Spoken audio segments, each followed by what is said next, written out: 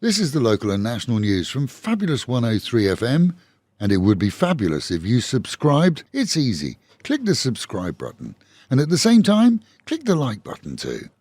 Matthew Dupre, a Canadian Indian gangster, was shipped back to Thailand to face charges yesterday for the joint murder, along with another now demised Canadian, of Indian gangster Jimmy Sandhu on Phuket last year.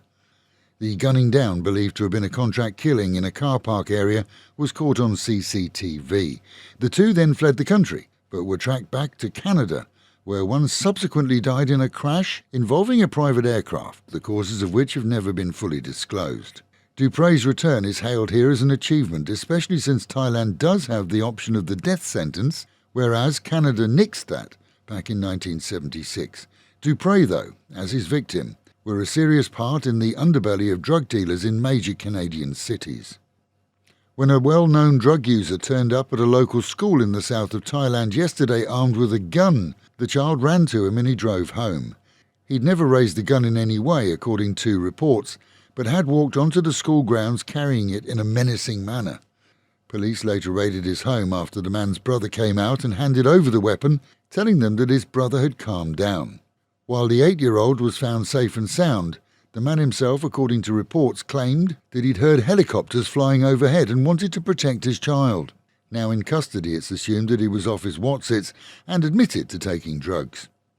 And drugs intended for export to Australia were seized this week by narcotics police in the south. With plans to ship them first to Malaysia, the couriers carried 1.2 tons of ice in hidden compartments in their vehicles from the north of Thailand down to the far south.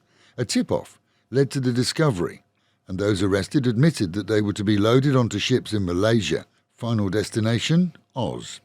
In Buriram, when a 19-year-old student failed a drug test as part of her pre-qualification for training to become a pharmacist, her parents were more than angry. They were determined to get to the bottom of the matter. It seems that she's a first-class student and doesn't socialise to any extent. Furthermore, she denied ever taking methamphetamine, the test which she'd failed. With the only medication she admitted to taking being skin whitening supplements bought online, those pills were sent for testing, as they weren't bought from a licensed dealer. End result is good though, as further tests revealed that she hadn't ingested illegal substances and will be allowed to continue with her university training. And Thais are so enraged at the blocking of shared Netflix accounts, something that's been revealed as being very common since the service provider announced the block, that many, including media companies, are posting step-by-step instructions on how to close accounts. Extra members outside the family home can be registered for just 99 baht, but it seems that many had accounts and split them between up to 4 households. That, well, it won't wash with the movie company, and many are looking at other, often free, movie service providers. Meanwhile, at home and in Pattaya, a local bar owner has gone to police after debt collectors threatened her and her staff, ordering them to work harder to make the 30,000 baht interest payment per day. The bar owner plans to install CCTV as her door locks were superglued as a warning. It seems that she borrowed 750,000 baht from various lenders at extortionate rates, and now, of course, simply can't make the repayments. And a Thai man who took his kids to a petting zoo had his ear chewed by a camel. It seems that the man had fed the animal, but it got the hump when he moved on to feeding other animals in central Thailand.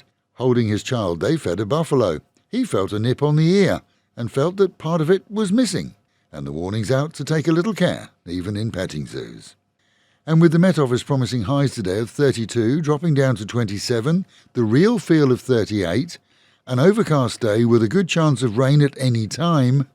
Local and national news today from Fabulous 103 FM and Fabulous Pattaya Media Group. And to get a notification every time we release another bulletin or program, like and subscribe to our channel, Fabulous Pattaya Media Group, by using the link below.